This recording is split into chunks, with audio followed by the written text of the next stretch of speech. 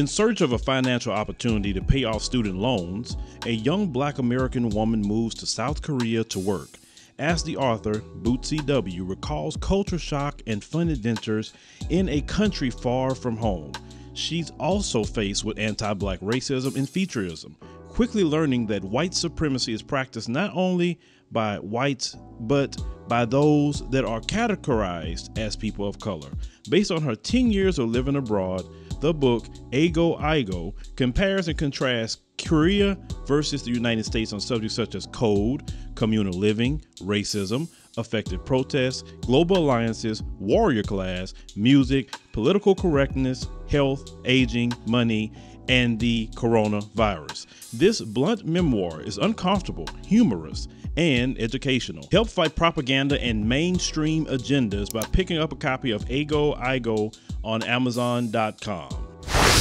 Hello everyone, it's me, Demetra Kaye of the Demetra Kaye Show here on YouTube and a proud contributor of the African Diaspora News Channel and the African Diaspora News Insider. If you could please do me a favor and subscribe to all channels and like this video, I would greatly appreciate it. So, just the other day, a principal in Chicago, she resigned due to calling the Department of Children Family Services on a Black mother. Now, what happened was the mother by the name of Jalen Dotson, she's also a teacher there in Chicago. She got stuck doing some lessons in her classroom and then realized she wasn't going to be able to pick her son Braylon up by the 4:30 deadline, right? And so she tried everything she could to get somebody to get down there. Finally, she was able to reach her brother to pick him up. Unfortunately, her brother, landed at the school at 4:37. All right, picked Braylon up, not a big deal. And so Janae thought. And so she said she also sent an email to the school because she called, nobody answered. And the next day, her email was answered by the principal, Daniela Bilatis, and the email said the following. Yesterday, Braylon was not picked up from school until 4:37.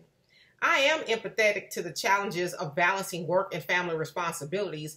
However, all school employees are mandated reporters and are required to follow CPS protocols and guidance. Please be sure that Braylon is picked up on time tomorrow. All right. And so Janae was like, okay, whatever. Now, she then learned by her son Braylon telling her that a CPS worker visited him in school wanting to know what was going on. Because, I guess the premise is it was child neglect, 7 minutes, right? So he goes and tells his mother, okay, she thought that was really weird because she thought it was squashed. Because also by the district's policies, if the parent picks up the children, it's supposed to be squashed, right? It's not supposed to continue on. Now, it was learned that the principal, Bilatis, that's her name, she, the next day when school wasn't in, called CPS to report that Braylon was picked up 7 minutes late. Okay, now you're taking it a little bit too far.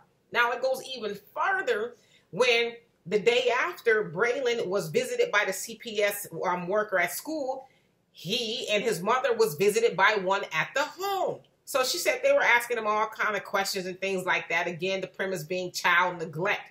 And so she then figured that, obviously she's picking on me because I'm Black, because 3 other times that week, other parents picked their children up after the deadline and they didn't have CPS called on them.